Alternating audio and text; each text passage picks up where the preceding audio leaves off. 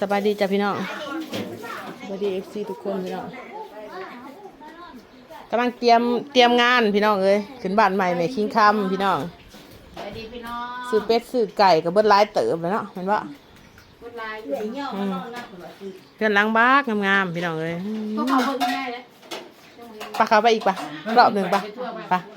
มื้อนี้ข้าเขาเบิ่ง3 รอบมาเจ็บจ่องมาเจ็บจ่องโอ้โหดีน้ำกับขอบมุกขอบใจลายมาตุ้มมาโฮมกันแบบดีใจเว้นขู่หนาขู่ตาเนาะเลยกันกินไว้ก็กินเขาก็ยังไปกันได้แม่ตำเนี่ยกินหมู่กันมาแสดงความดีใจนะแม่นแหละเกิดสิประสบผลสำเร็จเลยโมเมนต์สิปุ่งดูผู้เขามาทั่วอีกรอบหนึ่งพี่น้องก็ได้ยังทำความสะอาดบ่อยนะยังเฮ้ยทำผู้เป้าอยู่ผู้เฮ้ยเรียกสารถ้าก็มีนะคอยหืออรรถมาจ่อยปะมาสวยงานมันรายงานพี่น้องเฮ้ยห้องตัวนี้นะเจ้าสำคัญว่าจะกับห้องมันเพื่อเด็กตัวนี้นะใครมันหนูฮะห้องเพื่อนตัวห้องตัวน้อยนะที่ว่าสามกันได้สามกันประมาณนี้เลยก็ว่าเป็นห้องผ่าห้องตัวสีเหลืองใหญ่ห้องเด็กสีเงากว่าห้องโตแหละแต่ความกว้างนะสีสามกันห้อง3 เมตรทำห้องนอนเขานอนกูมือนี่เนี่ยอันนี้แค่ห้องผ่าห้องนอนเลยผ่านี่งามดอกไฟนะคุณแม่ไม่เลือกแม่เราเลือกเองนะงามแล้วไปกระจับใหญ่หนวดห้องนี่เลยใหญ่อลังการงานประสานเลยสับสิตีลังกานอนดอกไฟดอกไฟก็งามเด้อแล้วต่อมาพัดตีดอกไฟล่ะแม่นงามปะงามเลยงามเดี๋ยวนี้พัดลมเอาปั๊บอันนี้ใส่กระบะไม่เห็นไหมมันสูงเลยพอมาเราพูดจ้าสิจอกใหม่นี่นี่ใส่ฝักบัวให้เขามาตั้งกระจกอยู่อ่ะนี่เลยค่ะมันจะบดเลอะเทอะไปพุ่นตั้งกระจกแบบเลือดนะเดี๋ยวอยู่เลือดไปแล้วกันชื่อที่ตั้งสบู่มาใส่ตู้เครื่องนะว่าอีกอยู่นี่ก็ได้ถ้าเปลี่ยนเครื่องเป็นยังไงก็ออกไปพุ่นได้เรื่องเลยอันนี้ก็สิคุณเคยบอกเอาอันนี้กรอบร้านหมาเองร้านหมาเองใหญ่โลกขึ้นก็ได้ใหญ่ไปพุ่นใหญ่ไปพุ่นไปอยู่เฮียงกันพุ่นโอ้ขาดอยู่ประจำให้ข้าเจ้ามาตั้งกระจกนี่ตั้งผ้านี่แปลว่าบ่ต้องเอาซุดเนาะแม่นแปลว่าต้องเอาซุดเพดานแม่นเอาให้แค่เวลาคนเขาอำนาจเลยบ่ให้แนมกินแม่นคักอยู่ห้องน้ำเลยใส่ดูดกดอีกเนาะค่ะบ้าสามารถจับได้พี่น้องเอาไว้บ่ได้ขี่เพื่อนใช้กระเช้าสิละห้องหนึ่งเท่ากับสิไปหลังจากที่เปิดเพื่อนเข้ามาเด็กก็มีไอเดียจะไปเจาะห้องน้ำมาต่อเช้าออกเห็นห้องหนึ่งห้องน้ำติดกับมาเลยมันห้องแม่ดีไหมแม่ยังหมดตีบัวยังอ้อยง่ายเลยยังบ่ได้เอาเนาะ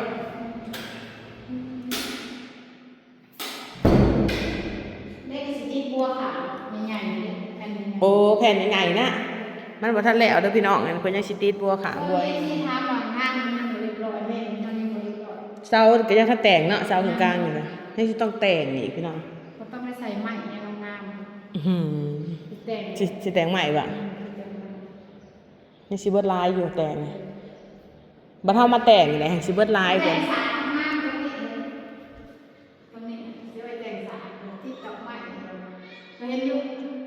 แบบที่เป็นไม้งามๆตัวสิแต่งไว้นั่นบ่ปาดเถอะแต่งสารเวลาติดทีวีใส่เลิศค่ะเล่นกับสีนานเบิ่งทีวีจักปีเด้อตัวสิได้ผนังเบิ่งจะซักไปกระเท่าหัวจะสิได้ผนังเบิ่งมันไปชีวิตจะทำมาได้เนาะมาทำงานไปเรื่อยมันไปชีวิตแล้วมานั่งเบิ่งว่าเห็นงานกันในเราจะได้หน่อย ได้ถ้าอยากมากนั่นแล้วประมาณนั้นมาของก่อน ก็เปิดกัน เดือนหนึ่งสองสามเดือนถ้าก็มาบ้านนอนได้มันไปไหนมาไหน มันบ่คือตะกี้เลยเด้ มันไหนซิว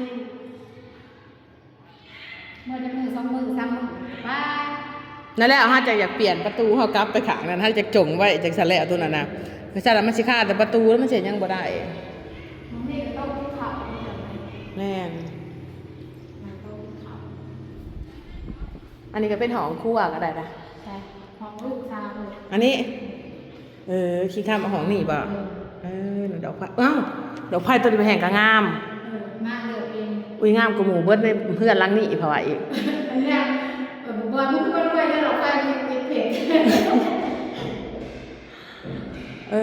มอเดือกเอาของนี่แต่แม่ก็มอเลยเนาะ นี่ทำพม่าอยู่เลยเป็นพม่าก็เลือกโรงงานใช่ กระจกเดียว กระจกนี่แดงมองซ้ำหา ฮะ อันเดียวซ้ำหา เขาจะมาวัดใช้เองบ่อยนะป้าเฮือนเต้เพิ่นมีแต่กระจกสิบ่ ตัวเตียงไม่รอด มันสิบ่เป็นแสนบ่ซั่นน่ะ แสนกว่าบาทพอ ตายกูเฮือนบ่แล้วดอกก็เป็นอันนี้ พ่อย่อเขาก็จะระเบิด อันนี้เดียวกัน ซ้ำหาก่อนทางต่างๆ ถ้าว่าอันแต่กระจกข้างหน้าเฮา3บานน่ะก็อยากเป็นหมื่นบ่จังนะ จะว่าเป็นหมื่นต้อง30,000 อันกระจก3บานเฮียงกันได้หนาอะไรกระจกโปะเอี่ยมอะไร อ๋อมันต้องมาคิดเบื้องก่อนมาซ้ำหาตัวตีไว้แล้ว ปองละ3,000 2ปองก็6ป้าแต่ประตูโปะเอี่ยมก็เกือบแสนน่ะ เอ้าไอ้ต้นแต่งนี่มันจะ800,000แต่ต้นนั้นนี่นะบ่ได้แพงต้น3ต้นแรกนี่บ่มันก็บ่แพงมันมาแพงมานักตรงช่วงนั้น เฮาตกแต่ง นี่ต้นแต่งมันนักเนาะย่อมหาว่าโอ้พวกของบ่คิดเลยมันแบบมันหลาย ผัดอุปกรณ์ตกแต่งมันมีแต่แนวแพงๆเด้ ต้นแต่งเอาไว้ที่อากาศสร้างสบอกกระเบื้องมันเป็นแสนเลยสบอกกระเบื้องขากระเบื้องไปสื่อวันนี้ขาปูนขาสร้างขาหินขาทรายขาดันนี่อีกเลยมันลายไม่ละเอียดหรอกกระเบื้องมันก็สมก็ลอยของแกในโซนของแกสบอกห้องหน้าไงมันก็กับแสนห้องเดียวนะปูกระเบื้องเลย ตายแล้วเฮ้ย เอ็งเห็นยังไงเอ็งตายต้องบอกมันนอกก็บอกว่า บัดไปแต่งเซาคือแห่งสิงามเลยตอนนี้ น้ำมันโลกเลย บ่อยว่าให้เรื่องมันกว้างเลยว่ะ บัดไปแต่งเซาคือแห่งสิค่ะ เอาหน้าไปหน้าไปนะ งามจังเลยแหละ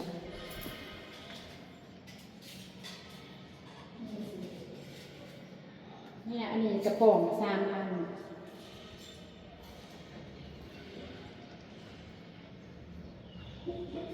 ผักพวก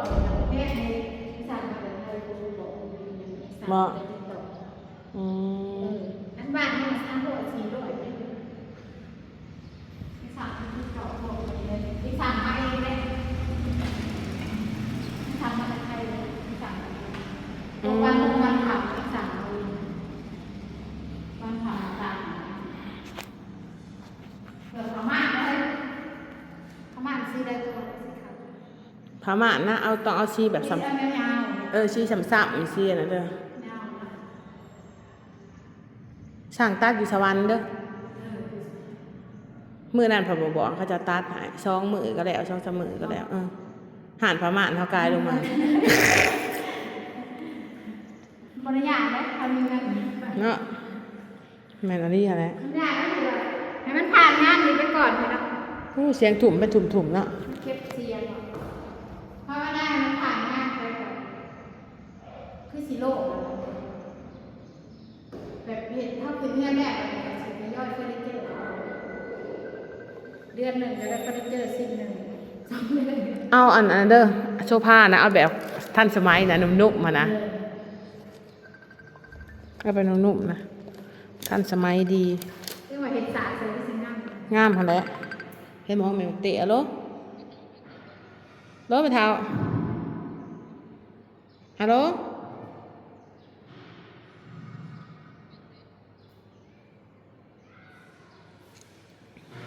โทรมาผมบอกว่าเอาทั้งใหม่อุบ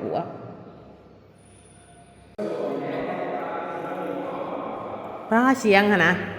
ถุ่มไม่อยาก ไม่อยากลงไปเนี่ยเป็นเหอะอยู่ในนี่นะ ไม่ใช่ นี่แหละงูแบบนี้นะ มันน้อย มันบกเกี้ยงนี่แล้ว จะไปท่อออกตีหรอ มันเป็นแจ้งมันเกี้ยงแล้วก็ได้ยาเลยมันเป็นตะกร้าแบบเป็นจำมันโมโลกลงว่า อันนี้มันต้อง ปูนก้าวนะซับหมอกเบิดนะซับหมอกเบิดนะตัวก่อนตัวนั้นคือการพามันมาหัดมือมันก็เดียวโอ้ย ฮัลโหล มีพวกตั้งเราเก็บเกี้ยงก็ได้นะ กองละเอียด มีนายยังเรียน อีพอบ่ จริงมัน ให้พรเขาเมื่อบ้านบ่เออ ปินไปพุ่นประมาณ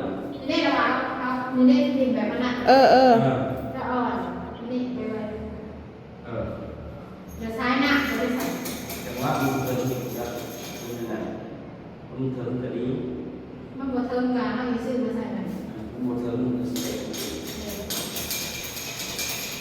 มันจะไปกับกล่องมันมีเสียวมันมีเสียวหมดเลย เราดีแต่น้อยเดียวจะ ก็ยังไปกับกล่องซื้อสายสะโพก ไม่ได้เลือด นะ เลือดสีแดงดีเนาะว่าแก้วทุกคน เรียกมันลงสิ ฮะ เรียกมันลงสิเรียกมันลงเดี๋ยวเขาสิงานขอแก้มันอยากกันเดี๋ยว ดีโจ๊กเลย เพราะว่าสิงานของแก้เนี่ย ไป น